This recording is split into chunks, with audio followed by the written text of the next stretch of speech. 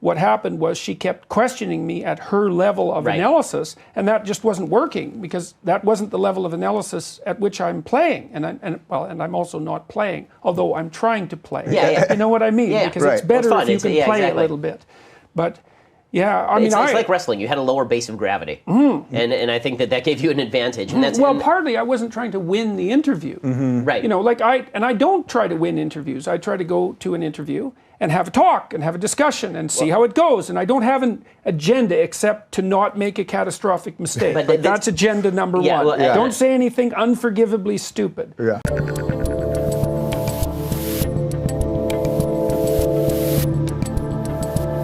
I would say about 700 of you, roughly, requested for him to be on the show and for us to sit down. I've read a lot about him lately. Jordan, welcome to the show. Welcome to the Rubin Report. Thanks very much. So thank you for being our Google Hangout guinea pig and bearing with us as we are in between studios. This is a pure free speech zone. That probably makes a guy like you feel pretty good, huh? Yeah, well, you know, good. That means we might be able to discuss some things that are important instead of pussyfooting around.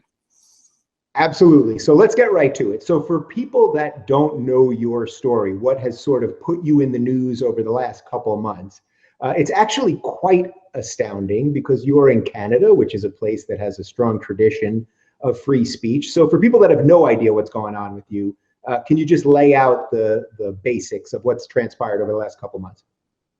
Yeah, well, there's some new legislation that's pending at the federal level called Bill C-16, and Bill C-16 adds gender identity and gender expression to the list of protected categories under the Canadian Human Rights Code, Canadian Human Rights Act, and also adds transgressions against those categories, people who are in those categories, to the hate speech provisions of the criminal code. So it's very, very punitive legislation. And that in itself is somewhat appalling, although it's not obvious why. But there's similar legislation already in many provinces in Canada, which is equivalent to the state level. And there's a requirement that originated in Ontario for people to use what are called preferred pronouns to address someone. And as far as I can tell, by reading over the legislation, failure to use someone's preferred pronouns is now a hate crime in Canada. Right. And so let's just pause there for a second. Yeah, I want people to really understand what that means. That means that if you potentially accidentally refer to someone as the wrong pronoun, you may not realize if someone happens to be a male or a female, you could potentially be in legal trouble. Now that also you could do it intentionally, which I think under free speech would be fine as well. But even accidentally, we're going down a pretty slippery slope here. Yeah, well, in the legislation, like there are legal moves afoot in many organizations at a policy level or a legal level to also alter the way that the law is interpreted, so that instead of judging someone on the intent of their speech, you judge them on the consequences of their speech. And also and this is particularly true, say, with sexual harassment policies, to remove, and this is happening mostly at universities right now, although it'll happen in other organizations soon enough, to remove, if you're accused of sexual harassment or worse, instead of you presumed innocent until proven guilty, they use the doctrine of preponderance of evidence. And so not only are there changes afoot to regulate the way that people speak, they call that compelled speech. The American Supreme Court ruled on that at one point and ruled it unconstitutional, that it contradicted the First Amendment, that compelled speech. So, but in Canada, I think these pieces of legislation are also unconstitutional, but of course no one's yet challenged them, as far as you'd have to challenge them to prove that, which would be all the way to the Supreme Court. Yeah, okay, so we're obviously going to focus mostly on the free speech component of it, but I would imagine that there's probably a few people listening to this that would say, wait a minute, maybe this guy just doesn't like transgender people. Maybe he just wants to be offensive to transgender people. So I'll just kick that back to you. Is that the case at all? Well, a lot of the people who've been pushing this legislation claim to be speaking for the transgendered community, but that's not self-evident to me at all. I've received many letters of support from transgendered people, and I actually just did a conversation with a transgendered woman in Vancouver. most transgendered people, especially the classic type, I would say, speaking psychologically, are people who've had a difficult time adjusting to their biological sex identity since they were young. And some of them undergo fairly radical transformations in an attempt to become the other sex. And they have no problem with pronouns. They just want to be the other one. So, Right. yeah, that's right. So they don't have any problem with he or she. In fact, they undergo a tremendous amount of trouble, I would say, to transform themselves for better or worse into a member of the opposite sex. The people who are pushing this legislation forward claim to speak for the transgendered community, but you can claim to speak for any community you want. That doesn't make you a legitimate representative. Right. So that's a great point. And actually, the girl that you spoke to up in Vancouver, we've had on our Rubin Report fan show, so people can check that out. Her name is Darren Meyer. I think she's an excellent spokesperson for the trans community. I don't know that she's asking to be a spokesman for the trans community, but sometimes people are sort of just thrust into things. Okay, so in and of itself, you have no problem with trans people, right? Is that fair to say? Well, I don't have any problem with trans people. I mean, I'm a clinical psychologist. I've dealt with every variety of person you could possibly imagine, and a fair number of people that you couldn't possibly imagine. And so I'm quite comfortable with people who don't fit normally into normal categories. And I know how to deal with people who are in that situation very well. So the idea that I'm doing this because I'm somehow made nervous by people who don't fit neatly into gender categories it's exactly the sort of trick that you'd expect people on the radical left to pull, because it's what they do all the time. They called me a racist too, because the University of Toronto Human Resources and Equity Department has been taking advice from a group called the Black Liberation Collective, which was formulated by two women. One whom is a self-avowed black suprematist who believes that white people are inferior because they don't have enough melanin in their skin, and that makes them unable to receive cosmic energy and transform it into proper thought. And is that what my problem is? That is definitely your problem. And the other one is under investigation for embezzling $300,000 from the University of Toronto Students' Union. And they also will not disavow violence in their pursuit of social transformation. The University of Toronto HR and Equity Department is taking policy advice from them, which I think is appalling. And because I've objected to that, I've been tarred with the epithet of racist. So, but it's typical. It's typical of this kind of mob behavior that the PC authoritarians like to engage in whenever anybody ruffles their feathers. I've been wrestling with this idea because I'm going to give some biblical lectures starting on May 16th. And so I've been starting to think about conceptualizations of God, for example. And one of the things that's very interesting about the Old Testament is that there's a distinction made between countries that rule by the ruler, who's God, and countries that are ruled by God, who's not the ruler. Okay, so strip it for a minute of its religious language and imagine this instead. Imagine that what we consider God is the abstraction of the ideal by which people have to orient themselves to produce a functional society. It's an abstraction, right? So it's just sort of the basic underlying truth of how we are able to function as a group of people. Yes, properly. And you can't identify it with any one person, because when you identify it with the person, then the system gets corrupted because the person gets inflated, let's say. This would be like the Pharaoh, basically. Yes, precisely like that. That's exactly that's the canonical story in the Old Testament. Yeah. Is the Pharaoh is the earthly ruler who demands everything that you should provide to God. Well, what's God? Well, we'll can speak about it from an evolutionary psychology perspective. God is the idea of the abstract ideal, and you separate it out from the actual ruler, just like in our society. The idea of sovereignty is abstracted from the president, right? The president comes and goes. The sovereignty of the president remains. The sovereignty of the president is a very abstract idea because it's disembodied, right? It's disembodied. Now, we were chimps, for God's sake. How long do you think it took us to figure out how to disembody the idea of sovereignty from the individual? Man, it was like, well, it was maybe up until maybe it took us till 150,000 years ago to start formulating that. you know, in some articulated way, in some abstract way. I think we could recognize it before then. And the way you recognize it is through admiration. Right? If you meet someone that you admire, there's someone you want to imitate. And what it is, imagine this pattern that will move you up the hierarchy. And then you see people who manifest different elements of it. And you see someone who manifests an element that you don't have, and something in you responds to that with admiration. It's unconscious, right? Because it pulls you towards them. It's not voluntary.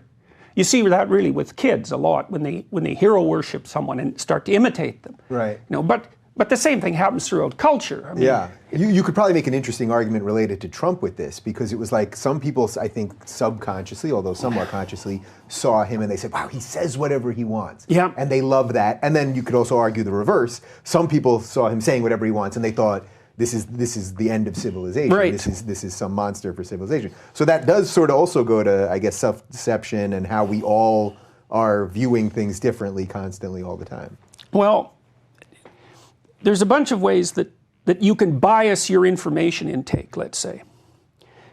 Now, what should happen is, roughly speaking, I guess, is that you have a field of information, let's say it's behavioral information, so it's information that would be relevant to how you conduct yourself, which isn't the same as factual information, which is another mistake that I think Harris makes.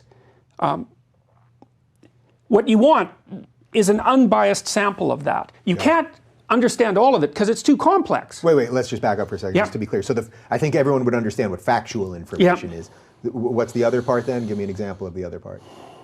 The other part is what makes you admire someone. So it's just the innate feeling, sort of. Well, it's what you get when you go to a movie, say that's an animated movie. We talked about that a little bit with Pinocchio, for example, is that what's being presented there are descriptions of patterns of behavior. They're not, they're fact-like, but the reason that they're different than facts is because you can immediately act them out. You can't act out a fact. It's like, so imagine that you're standing in front of a field. If you adopted Harris's point of view, as far as I can tell, the field would tell you how to walk through it. But it doesn't. It offers you an infinite number of ways to walk through it. And then how you walk through it depends on your value system. It depends on what you want. That's the thing. That's where values enter in. You're going to walk through the field towards your goal. And your goal is something you value. And that's built right into our perception. You can't even look at the world without a goal, because there's too much of the world. And if you don't have a goal, then you don't know what to look at. It'll just be chaotic or meaningless, either one of those two, overwhelming or meaningless. And so the value system is built into the perceptions. Now, that brings us back to the bias issue, is that when you look at a field of behavioral information, let's say, or even factual information for that matter, your temperament is going to screen a lot of it out for you. And that's good, because otherwise you'd be overwhelmed. But let's say you're a person who's not creative, and that generally tends to make people more conservative. Anything that has to do with aesthetics, generally speaking, isn't going to glimmer for you, right? Yeah. It's not going to attract your interest. Now, if you're an extrovert, then social things will attract your interest. And if you're an agreeable person, then things about relationships will attract your interest. If you're disagreeable, it's more likely to be about machines and things.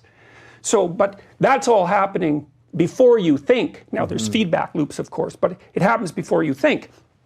You're carving out a niche in the world, and there's lots of different ways you can be in the world.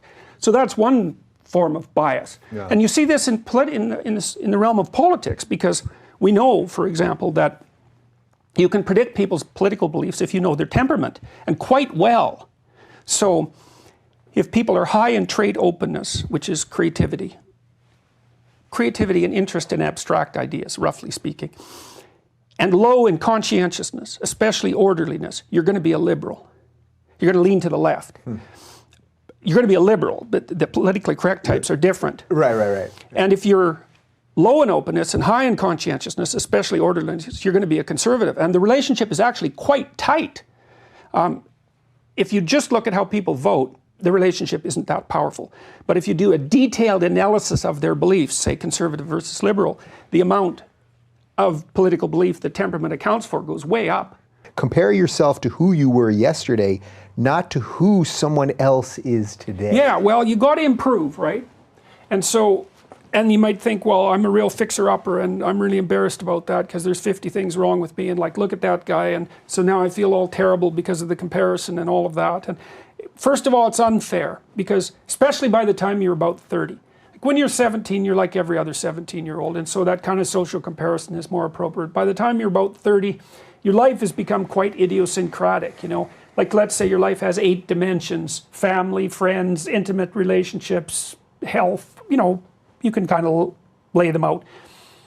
You're individually positioned in all those dimensions. Your life isn't like anyone else's life. And so you see someone who's doing better than you, it's like you're only seeing one dimension at one slice of time. So it's not reasonable. You don't have the whole picture, you know. So, and then you get down on yourself and take the spirit out of yourself, and you get bitter and resentful. It's like that. There's nothing good about that. Yeah. So, but you do need to improve, because there's more to you than, there's not as much of you as there should be. So what's the comparison? Well, that's easy. You just say, okay, well, here's my position in time and space right now. Here's my virtues and faults. It's like, I can be a little bit better tomorrow in some minor way. Well, that's the right comparison, because you are very much like you. You know what I mean? Mm-hmm. Everything's the same about you. Yeah. And so it's the perfect comparison, and then you get a trajectory going. It's like, well, obviously I'm not perfect, but I'm slightly less terrible than I was yesterday. Man, you keep that up for 5 years, and you're wherever you should be. That isn't where someone else should be, right? Because you really are an individual. There's an interesting element of this on a biblical note that I think you hit sometimes, which is sort of, don't pray to false gods, because it's sort of like, well, the guy that you're looking at that you think has everything, yeah, you have no idea. Yeah, right. And we see that now with all these people crumbling in Hollywood that are worshipped by so many people who have done all sorts of terrible things or whatever it is. Yeah, well, you just don't have insight into the tragedy of someone else's life. You know, and you might think, well, he's rich and successful. It's like, yeah, but you just don't know. You don't know what his relationship is with his wife or his children. You know, you don't know that he's gone through 2 divorces and his daughter won't talk to him and one of his kids is schizophrenic. And like, most people's lives are pretty nicely saturated with tragedy, you know, and with a certain degree of malevolence. And you might think, well, I'd trade places with him in a minute. And I'm also not saying that some people don't have it really rough. It's like, look, man, some people have it rough. Yeah. That's not the point. It's not the point. The point is, you should be better than you are, but it's not because you're worse than other people. It's because you're not everything you should be. And so you got to pick the comparison right. And then that's also ennobling. It's like, and instantly hopeful. There is absolutely no doubt that you can be slightly better tomorrow than you are today. And then, because of the Pareto principle, that, you know, that movement towards the good increases exponentially, that trajectory can just take you out of hell very, very rapidly. And so, you know, there's nothing but good about that. Yeah, just quick sidebar before we get to number 5. So you mentioned sort of 17, we're all sort of at that same, you can't have that much differentiation probably between the people around you. But 30, it's a little more calcified. Yeah.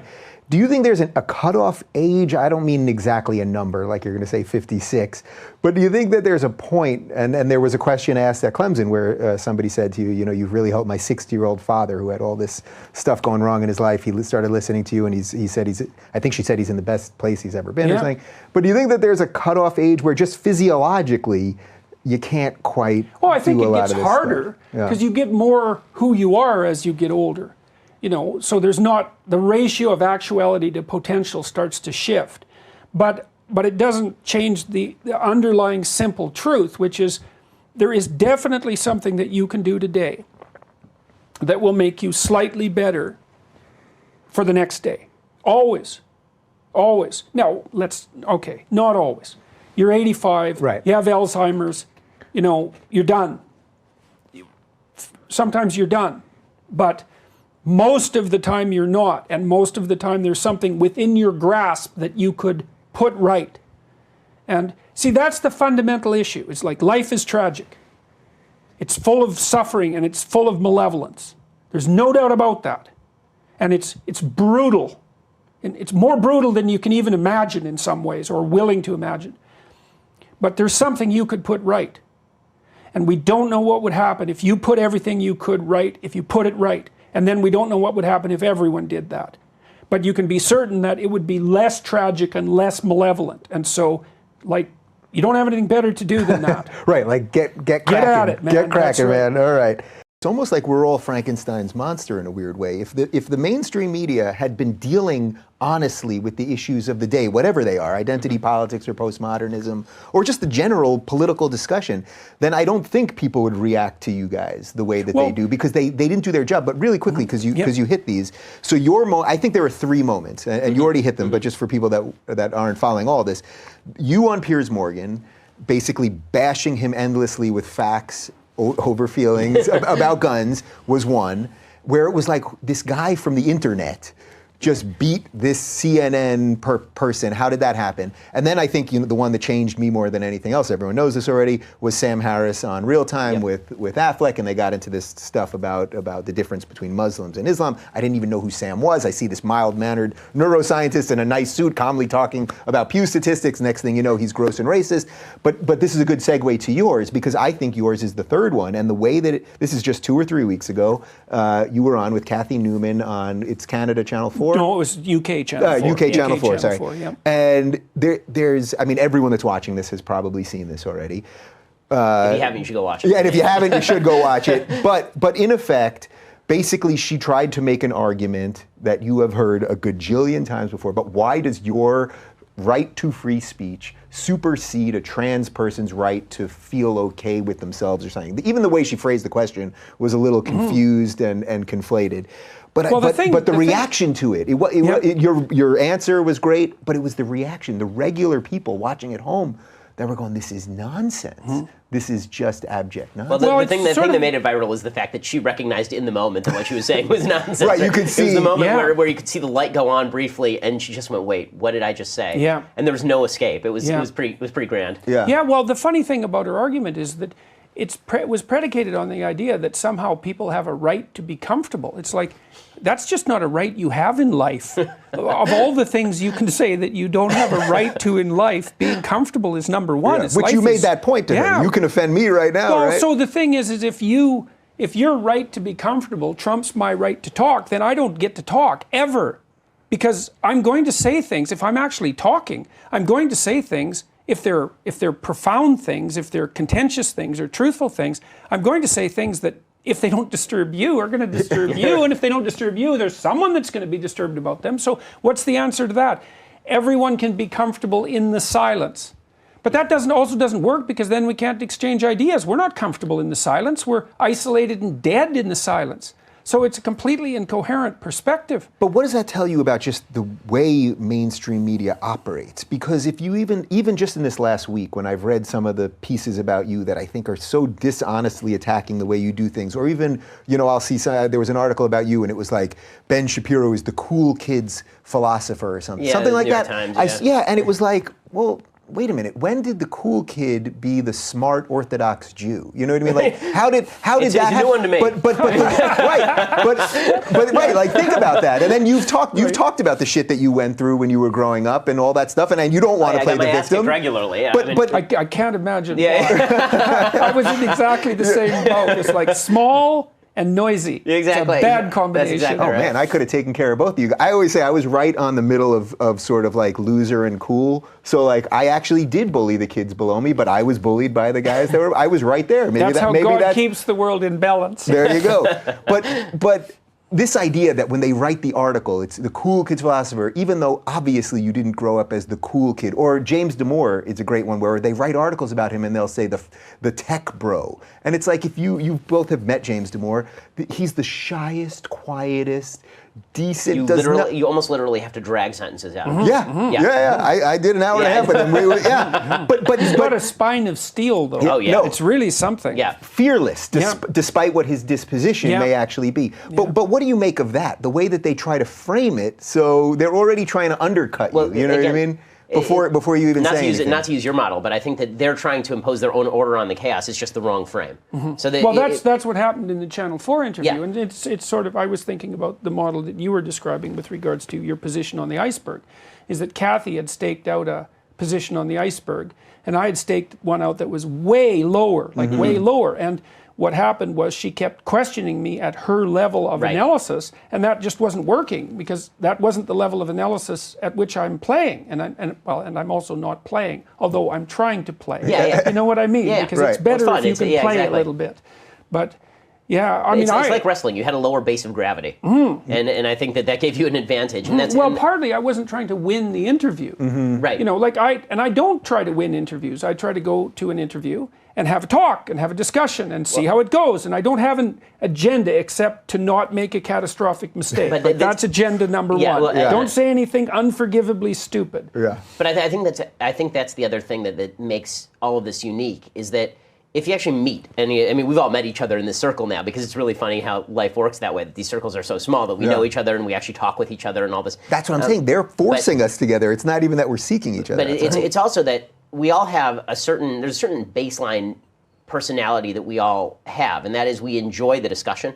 We actually enjoy the exchange of ideas. And so when you're on with Kathy Newman and she says stuff that, like what you were getting from the right wing a lot was, how did he even stand this? How did he even stand this interview, right? How could he get through half an hour of this?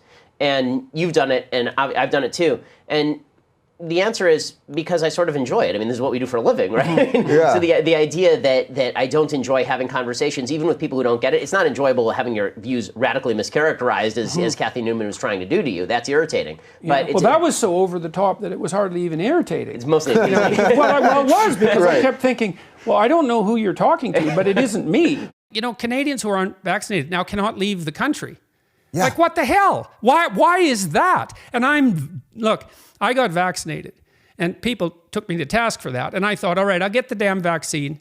Here's the deal, guys. I'll get the vaccine. You fucking leave me alone. And did that work? No. So stupid me. You know, that's how I feel about it. It's like, well, now I have to get tested for COVID when I come back into Canada. I have to get tested before I leave Canada. Now, you know, that might be the latter issue. That's an issue with the Americans. And so that's outside of the Canadian purview. But the restrictions to get back into Canada are even more stringent. It's like, well, why to get the vaccine then if you're not going to leave me alone? And I don't think the evidence that unvaccinated or that vaccinated people are less contagious, let's say, I don't think it's very compelling. Yeah. So why are the unvaccinated all of a sudden a danger? And I certainly don't understand the push to get children vaccinated. I think that's absolutely reprehensible. And I also can't figure out, Norman Doidge wrote a piece in Tablet called Needle Points. And one of the things he pointed out was that if you take the top 25 least trusted institutions, in that group, the most distrusted institutions include Big Pharma. Mm-hmm. And for good reason. And he details out the lawsuits that Big Pharma has had to pay because of misbehavior on their part, broadly speaking, multiple companies over the last 20 years. And they're the biggest lawsuits in American history, which is really saying something because your court system is set up so that big lawsuits are really possible. Right. And so I see the leftists, all of a sudden, it's like Big Pharma. Yeah, trust them. It's like, what? What? Really? You guys?